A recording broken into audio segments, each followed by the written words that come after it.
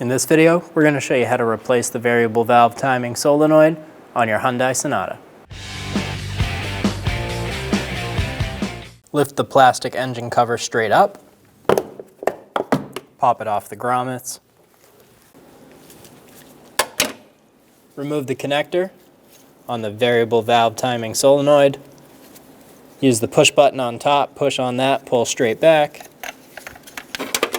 Using a T30 bit, we're going to remove the screw holding in the solenoid.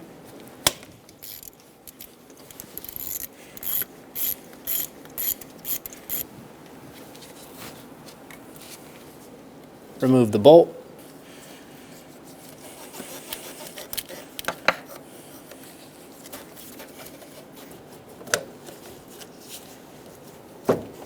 Using a pair of pliers, wiggle the solenoid back and forth, get it being able to move freely, and then you can grab it and pull straight out. If you're struggling to pull it with your hands, you can use a pair of pliers. Just be careful while doing this.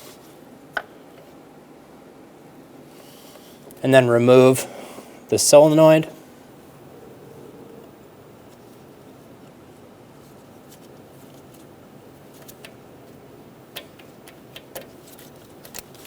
Install the new solenoid.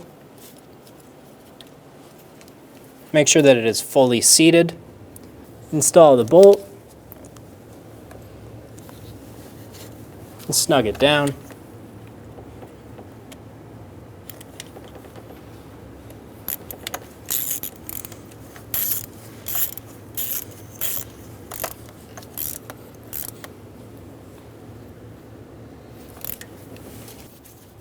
Install the connector. Push until you hear a click. If you don't hear a click, give it a pull. Make sure it's locked on. Install the engine cover. Push it down, and you're good to go. When only the best will do, demand TRQ.